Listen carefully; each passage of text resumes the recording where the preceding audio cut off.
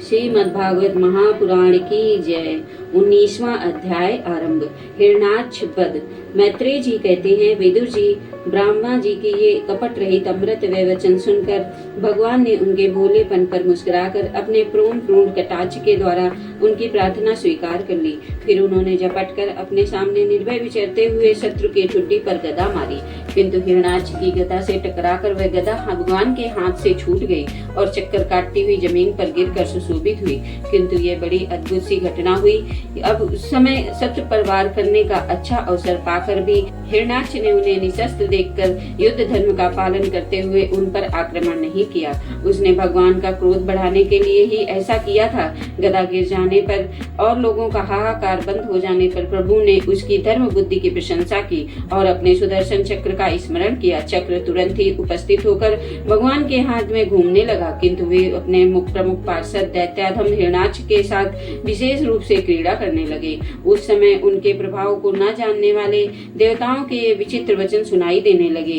प्रभु आपकी जय हो, इसे और न खिलाइए, शीघ्र ही मार डालिए। जब हिरणाक्ष ने देखा कि कमल दल लोचन श्री हरि उसके सामने चक्र लिए खड़े हैं, तब उसकी सारी इंद्रियां क्रोध से तिलमिला उठी और वह लंबी सांसें लेता हुआ अपने दांतों से होठ को चबाने लगा। उस समय वह तीखी दाढ़ों वाला दैत्य अपने नेत्रों से इस प्रकार उनकी ओर घूरने लगा मानो वह भगवान को भस्म कर देगा। उसने उछल कर, ले अब तू नहीं बच सकता, इस प्रकार ललकारते हुए श्री हरि पर गदा से प्रहार किया। साधु स्वभाव विदुर जी, यज्ञ मूर्ति श्री बराह भगवान ने शत्रु के देखते देखते लीला से ही अपने बाएं पैर से उसकी वह वायु के समान वेग वाली गदा पृथ्वी पर गिरा दी और उसने कहा, अरे दैत्य, तू मुझे जीतना चाहता है, इसलिए अपना शस्त्र उठा ले और एक बार फिर वार कर। भगवान के इस प्रकार कहने पर उसने फिर गदा चलाई और बड़ी भीषण गर्जना करने लगा। गदा को अपनी ओर आता देखकर भगवान ने जहाँ खड़े थे वहीं से उसे आते ही अनायास इस प्रकार पकड़ लिया जैसे गरुड़ सांपिन को पकड़ ले। अपने उद्यम को इस प्रकार व्यर्थ हुआ देख उस महादैत्य का घमंड ठंडा पड़ गया और उसका तेज नष्ट हो गया। अब की बार भगवान के देने पर उसने उस गदा को लेना न चाहा, किंतु जिस प्रकार कोई ब्राह्मण के ऊपर निष्फल अविचार करे मूठ आदि चलाए, वैसे ही उसने श्री यज्ञ पुरुष पर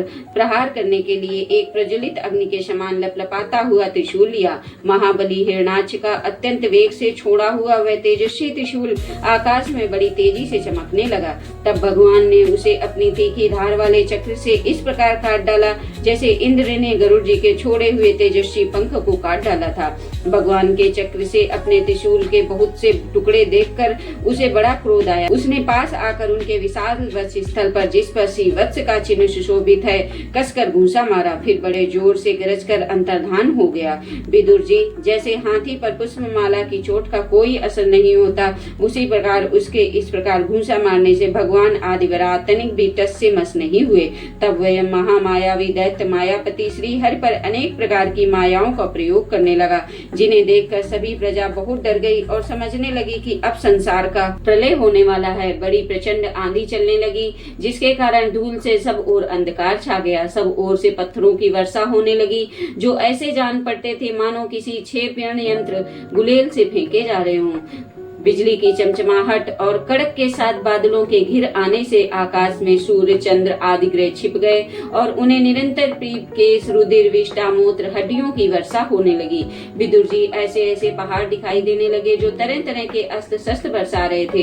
हाथ में त्रिशूल लिए, बाल खोले नंगी राक्षसियां दिखने लगी। बहुत से पैदल, घुड़सवार, रथी और हाथियों पर चढ़े सैनिकों के साथ आतताई यक्ष राक्षसों को मारो मारो, काटो काटो, ऐसा अत्यंत क्रूर और हिमांसने लगा। हिंसा में कोलाहल सुनाई देने लगा। इस प्रकार प्रकट हुए उस आसुरी माया जाल का नाश करने के लिए यज्ञ मूर्ति भगवान वराह ने अपना प्रिय सुदर्शन चक्र छोड़ा। उस समय अपने पति का कथन स्मरण हो आने से दिति का हृदय सहसा कांप उठा। उसके स्तनों से रक्त बहने लगा। अपना माया जाल नष्ट हो जाने पर वह दैत्य फिर भगवान के पास आया। उसने उन्हें क्रोध से दबाकर चूर चूर करने की इच्छा से भुजाओं में भर लिया, किंतु देखा कि वे तो बाहर ही खड़े हैं। अब वह भगवान को वज्र के समान कठोर मुक्कों से मारने लगा। तब इंद्र ने जैसे वृत्तासुर पर प्रहार किया था, उसी प्रकार भगवान ने उसकी खनपटी पर एक तमाचा मारा। विश्व विजयी भगवान ने यद्यप बड़ी अपेक्षा से तमाचा मारा था, तो भी उसकी चोट से हिरणाक्ष का शरीर घूमने लगा। उसके नेत्र बाहर निकल आए, हाथ पैर और बाल छिन्न भिन्न हो गए और वह निष्प्राण होकर आंधी से उखड़े हुए विशाल वृक्ष के समान पृथ्वी पर गिर पड़ा। हिरणाक्ष का तेज अब भी मलिन नहीं हुआ था। वह उन कराल दाढ़ों वाले दैत्य को होठों से चबाते हुए पृथ्वी पर पड़ा देखकर वहां युद्ध देखने के लिए आए हुए ब्रह्मादि देवता उसकी प्रशंसा करने लगे कि अहो, ऐसी अलभ्य मृत्यु किसको मिल सकती है। अपनी मिथ्या उपाधि से छूटने के लिए जिनका योगी जन समाधि योग के द्वारा एकांत में ध्यान करते हैं, उन्हीं के चरण प्रहार से उनका मुख देखते देखते इस दैत्यराज ने अपना शरीर त्यागा। हे ये हिरणाक्ष और हिरण्यकश्यप भगवान के ही पार्षद हैं, इन्हें साप व अधोगति प्राप्त हुई।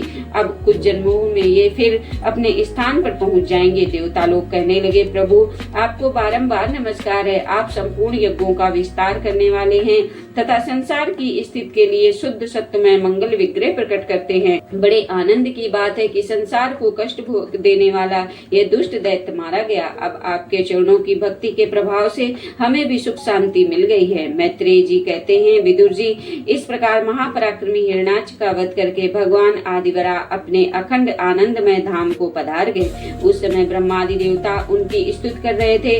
भगवान अवतार लेकर जैसी लीलाएं करते हैं और जिस प्रकार उन्होंने भीषण संग्राम में खिलौने की भांति महापराक्रमी हिरणाक्ष का वध कर डाला, मित्र विदुर जी, वह सब चरित्र जैसा मैंने गुरुमुख से सुना था तुम्हें सुना दिया। सूत जी कहते हैं, सौनक जी, मैत्रेय जी के मुख से भगवान की यह कथा सुनकर परम भागवत विदुर जी को बड़ा आनंद हुआ। जब अन्य पवित्र कीर्ति और परम यशस्वी महापुरुषों का चरित्र सुनने में ही बड़ा आनंद होता है, तब श्री वत्सधारी भगवान की ललित ललाम लीलाओं की तो बात ही क्या है।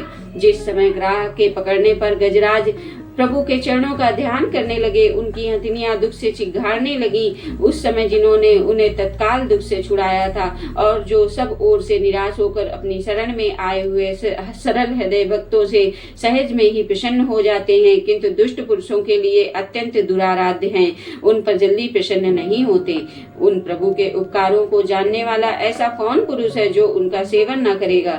शौनकादि ऋषियों पृथ्वी का उद्धार करने के लिए वराह रूप धारण करने वाले श्री हरि की इस हिरणाक्ष वध नामक परम अद्भुत लीला को जो पुरुष सुनता, गाता अथवा अनुमोदन करता है, वह ब्रह्म हत्या जैसे घोर पाप से भी सहज ही छूट जाता है।